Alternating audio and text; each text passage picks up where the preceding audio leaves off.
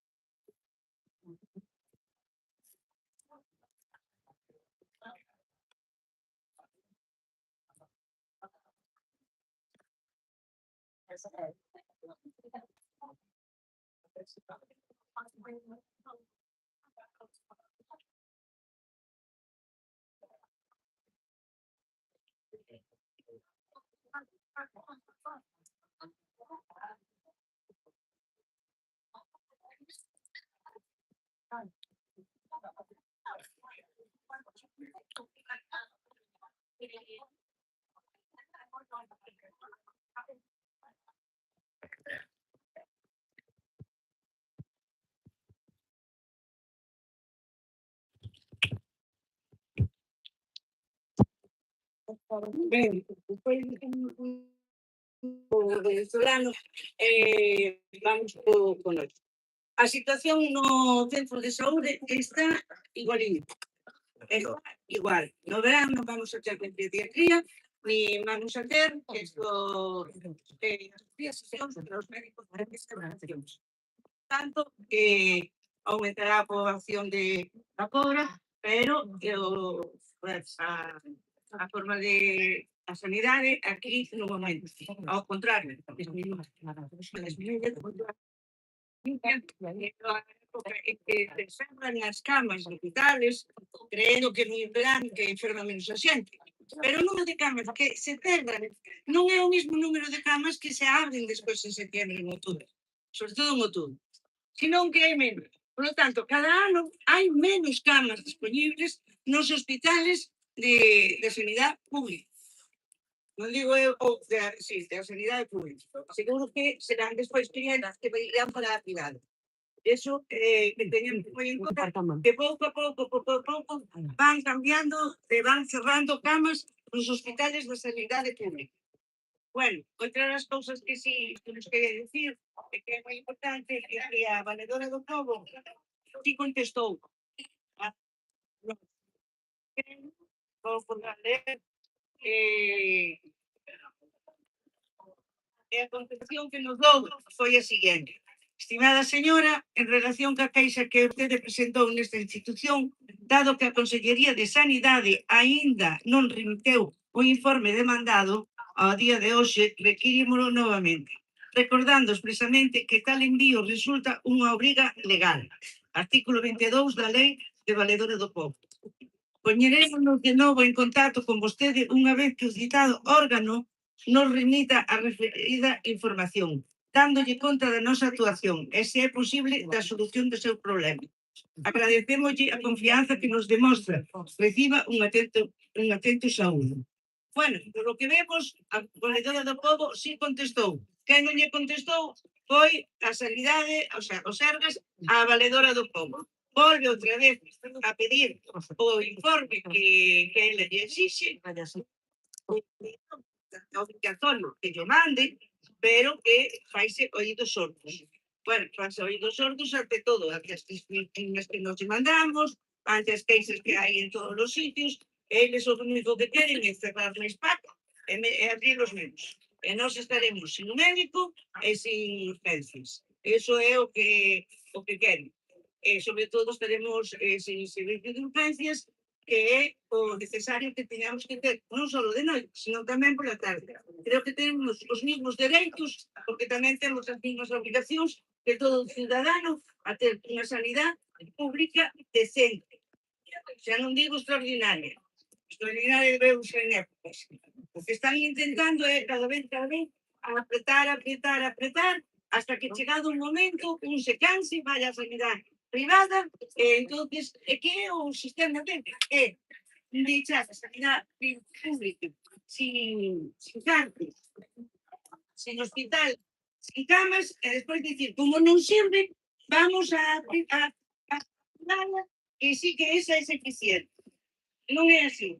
Nós non vamos a comulgar con eso, porque non hai dereito a que nos quiten o que realmente hemos loitado toda a vida por eles. E, ademais, hemos pagado.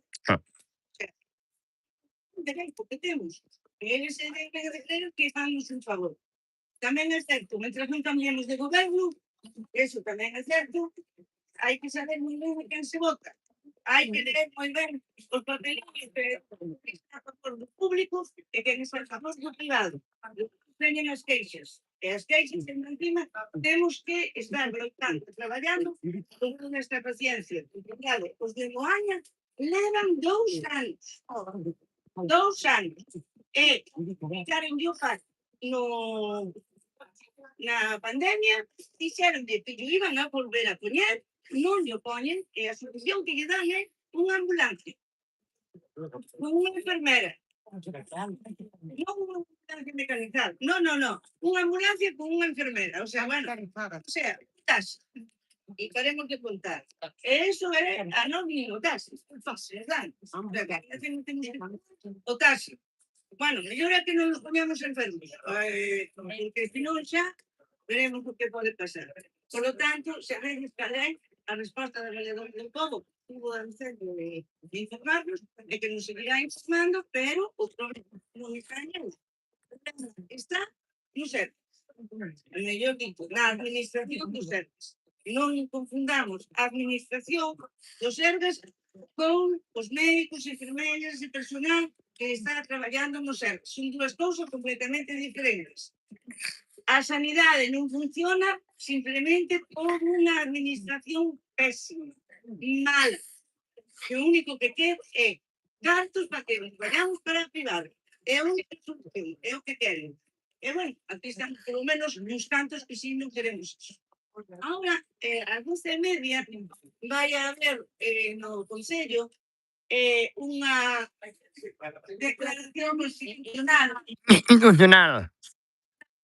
en que os nosos representantes políticos e vamos, cales son os que están a favor de do que realmente pedimos.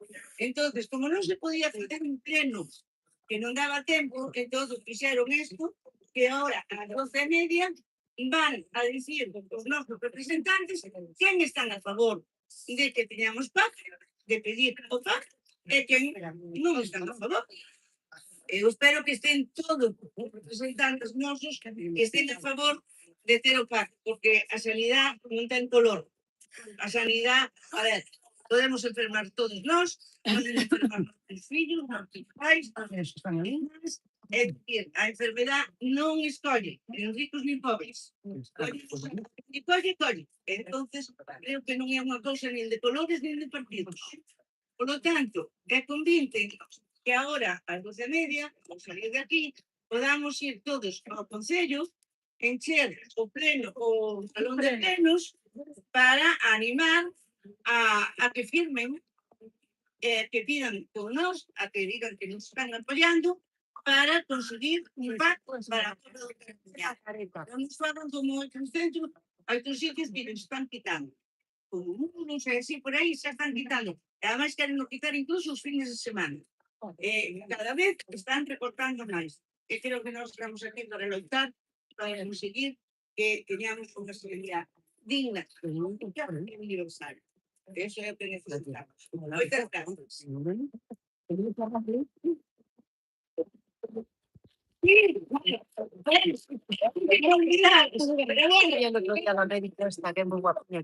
Diciendo que estaban en mayo teniendo cifras típicas de julio y agosto. Os acompañados de Ribeira, van a vir tamén xente de Ribeira, salimos, hai xente que está con torrendas, salimos do centro de saúde, vimos toda a carretera, cortamos o tráfico, e despois entraremos por alá, e viremos para esta plaza a plaza do Almirante. Entonces, tamén volvemos a ler outra vez do Pobo, contestaremos, gritaremos para conseguir ter paz e unha sanidade decente en este povo. Vale? Venga, Son chicho, picacerón, hay que hacer seguido.